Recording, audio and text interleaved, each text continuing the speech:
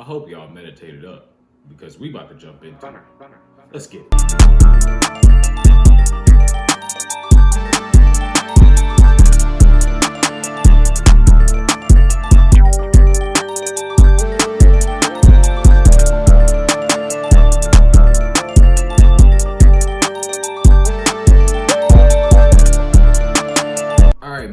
Welcome back. Once again, thank y'all for watching. Before we jump into anything, man, make sure to please like, comment, and subscribe, right? I may forget to throw that at the end of the video, so make sure you do it right now.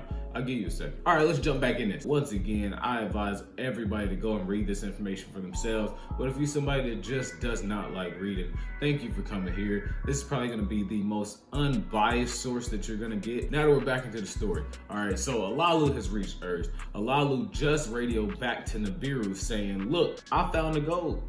I'm on Earth and I found the gold. And if y'all want it, y'all gotta make me king, my boy. And I understand this, right? I'm not, So once this message gets back to Nibiru, Anu calls a meeting. Anu calls a meeting with all the princes, all the counselors, all the sages, the wise people. He calls a meeting. He's like, what are we supposed to do? And first off, I didn't even know Alalu was going. I thought he was hiding out somewhere. But then he had some people check, and then he realized that Alalu was in fact radioing back from Earth. Once this was realized, the first person to step up and speak was one of Anu's sons and one of the princes. His name was Enlil. He was a war chief, and he was the second oldest son of Anu. And he steps up and he's like, I got my regards, man. Look, I'm skeptical. He's like, I don't know, man. When he was on this planet, he used weapons to cause great damage that we don't even talk about. Like, the history's forbidden to speak of about this man.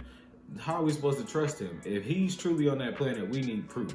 So Anu hits Alalu back, and he's like, yo, we need proof that you are actually on Earth. So Alalu sends proof back from the tester that he put in the water showing that he in fact was on Earth. So now that this was for sure 100%, all right, he's on Earth, and Anu's like, all right, well, we need to send somebody to start the gold mission to mine that gold to send it back here so that we can protect the planet. So then Ea's like, all right, I'll step up and do it. Now, Ea is the oldest son of Anu. He was born to a concubine.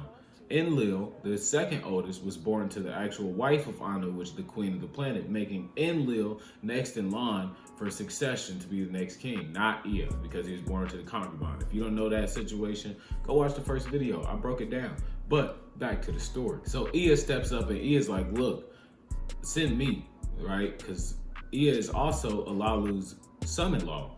So what happened was Ea married Alalu's daughter in order to create peace between the two clans. And now Ea's like, look, he respects me, he appreciates me. If you send me, this plan is more likely to go good than it is bad. And what I'll do is, since he took the weapons of mass destruction to get through the asteroid belt, I'll fashion weapons out of water to get through the asteroid belt. Because Ea was also known as one of the wisest sages amongst the council. His specialty was water. He was able to do a lot of things with water. So Ea's like, give me a shard, I'll put something together, and we'll find a way to get to Earth and get that gold and get this mission started. So a shard passes. Ea, during this shard, is trying to figure out how to create these weapons, how to fuel the jet with water, how to fuel the weapons with water and get through the asteroid belt. After this shard finally passes, Ea is ready to make the trip to Earth. And now, they put Ea on a ship with 50 other passengers, and this ship is to be piloted by a man named Anzu. Once they hop on this ship, they begin to leave Nibiru, and as time passes, they come across our solar system, and they realize that they're there because the first planet to come and greet them is Pluto. They make their way past Pluto, they see Neptune. Anzu is like, yo, I like the way Neptune looks. Can we swing by Neptune for a second? Ea's like, nah, keep going. People don't make it back from Neptune. So they keep on going. They pass the gas giants, and then they eventually hit the asteroid belt. At this point, Anzu is going to work with these water weapons. I'm talking about he's hitting asteroids out left and right because they keep on coming. He's hitting all of them. Eventually, they make it through that asteroid belt, my boy. After knocking out all them asteroids with water, they are finally past the asteroid belt, and they come across the planet that they call Lamu, which we know as Mars. At this time, Mars had water on it, and the way they described the planet as they're flying towards it is it was white on the top and the bottom, and it was red in the middle, and it had water and different oceans and canals. They stopped on Mars in order to refill their ships because they need to get water. So they stop on Lamu to fuel back up, and they make a note that Lamu is good for water, and this is a good place for a way station. as they're on their way to Earth. They also note that Lamu has a weaker magnetic pull than most of the other planets. Now, once they begin to leave Mars and fly towards Earth, they realize that Earth has a way stronger magnetic pull than Mars did. So in order to actually land on Earth, they circled the planet 3 times before coming down in the water not too far off from where Lalu is landed. Once they land in the water, all 50 men get out of the ship and they begin to pull the ship towards land. So they tie ropes to themselves, they pull the ship towards land. Now, at this point, it says that Ea got a bit restless. He was a little impatient. He was ready to get to the surface. So he then did what they said. He donned his fishing suit. Now, I had to go and look up the definition of don so I could correctly understand of what they were doing here. And I advise you to do the same. If there's at any point and any time you're reading these tablets and you come across a word that you truly don't know the meaning of, or it's used in a sense that you wouldn't normally use it in, go Google that word or go look up the definition of that word to figure out what they're actually trying to say. Now, when people say the word dawn, it means to bring into creation, right? They're not saying he put on a fishing suit or he switched his suit off and then he put on another one. They were in the middle of the water pulling the ship.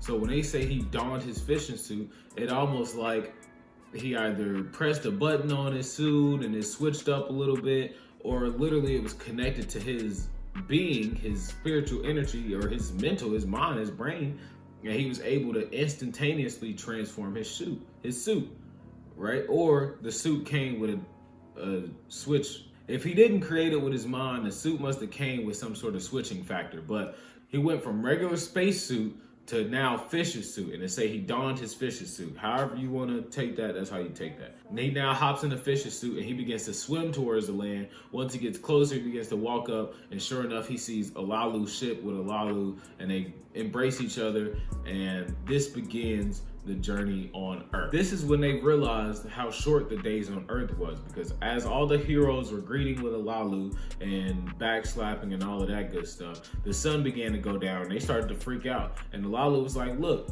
don't worry, this is just the end of the day on Earth. The sun's gonna go down, then the moon is gonna come out, and just get you a little rest in because the nights on Earth are super short. And that's what they did. They ended up staying in the ship, but the thing about it was it stormed that night. So they barely got any sleep. And so for the first day on Earth, they were stuck in the ship because of the storm, right? Now this kicks off the first 7 days on Earth. On day 2, once they were finally able to leave the ship and the storm had cleared, they began to build a settlement. Now, while they were building this settlement, Ea had took a couple of the other heroes out to the waters so that they could separate the drinking waters from the non-drinkable waters and the sea from the marshes and things of that nature. Set up boundaries so that they could let the water in whenever they wanted to. That was the second day. On the third day, this is when Ea and another hero went out and designated which plants were good for eating. So they separated the good plants from the bad plants, right? That was the third day. On the fourth day, this is when Ea began to study the patterns of the sun and the moon. And he realized that the sun was the light to guide the day, and he realized that the moon was the light to guide the night. And on the 5th day, this is when Ea went out to separate all the birds and the fish from what was good to eat and what wasn't good to eat, right? They found out what they could eat and what they couldn't eat, and that was the 5th day. On the 6th day, this is when they wrapped up building on their houses and their settlement. They were able to separate it off. They had good water, they had good drinking water, they had good food to eat, they had good plants to eat, and everything was good to go. So then on the 7th day, Ea declared the 7th day as a day of resting from all the work that they did. And he said, from this moment forward, we will work for 6 full days, and then we will rest on the 7th day. This day is also when Eridu is officially established. He names the settlement that they're living in Eridu, and he put the Lalu in charge of. Now, on the 8th day, they begin mining the water. At this point, they have a system where the water is getting sucked into the ship and it's going through these crystals. So each chamber that it goes through has a crystal in it that is made to pull metals out the water. Each crystal is made for a specific metal. So that's when Ea begins to realize that there's a lot more metals in the water other than gold, and gold is the least abundant of all these metals. He's getting nickel, he's getting iron, he's getting silver, but he's realizing gold is showing up the least. It's there, but it's not a lot of it. During this time period, he is also paying a lot of attention to the moon at night. So what he didn't realize is that the moon is also going through phases as it passes around the earth. It goes through its waxing and its waning. What he did was he began to name the moon circuits. So whenever it went through a whole waxing and waning phase, he called that a month. After about 12 of those months, he realized that the earth only went through 2 specific climate changes, which he then named winter and summer. There was a cold period and there was a hot period, winter and summer. It would start off in winter and then it would go into summer. Now, after all this labeling and understanding Earth, because about this time it's been about 3,000 years, because what he is doing during this time, he's setting up his mining and he's setting up his mission and he's getting things prepared before Nibiru comes back around in its orbit. So the Earth is here, right? By the time Nibiru comes back around and is closest to the Earth, Nibiru is going to want to check in to see what they're doing with the gold. So this is his time period to figure all of that out. Now this approximately to them is 1 year. It's what they call a shar, right? It's the same amount of time that it took Ea to fasten the water weapons in order to leave Nibiru.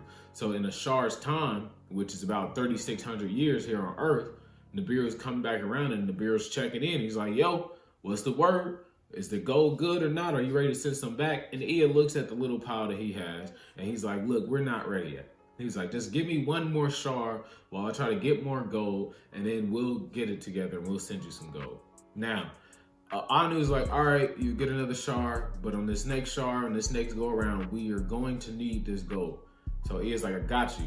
During this time period, Ea's let down, man. Ea's like, look, I'm not getting enough gold from the water. I need more gold. I need more gold. We need to, the stories say that Tiamat had golden veins. We need to figure out where these golden veins are. So what Ea does is he begins to hop in his skyship and he flies around the planet, right? He's observing the planet, he's scanning the planet, trying to figure out where these golden veins are located at. During this time of studying, it takes about a shard. Imagine it like a montage of him studying the Earth. He's scanning projects. There's whatchamacallit, there's time sheets going across the table. There's mountains going across the table from him flying, right? Just imagine the whole montage going across the screen. And he's trying to crunch the numbers, he's trying to figure it out. After about another shard and the Bureau is closer to Earth again, Anu's like, yo, it's been 2 shards. We need this gold, my boy. So now that Anu is ordering for the gold, Ea, Alalu, and the other heroes are trying to figure out what ship they're going to use to send the gold back. Ea decides they're going to use Alalu's ship, but Ea and Abgal discover in Alalu's ship the weapons of mass destruction. He finds that there's 7 weapons of mass destruction. So what they do is they take those weapons and they go and hide them. And he's like, these weapons are forbidden anyway. Nobody's supposed to be using them. Let's go and hide them so that nobody can ever use them again. Only we know where they are. And we're gonna use this ship to send the gold back. So what Ea then does is he packs the ship up with Abgal and the gold, and he goes ahead and sends it on back to Nibiru. That wraps up this video, y'all. I appreciate y'all for watching. If you are interested in the story and this grabs your attention, make sure you like, comment, subscribe, and go and watch part 3, 4. I don't know. Go watch the next video. It'll probably be attached here somewhere. That's all good. But we'll be back, man. Thank y'all for watching. Now you know. Let's go.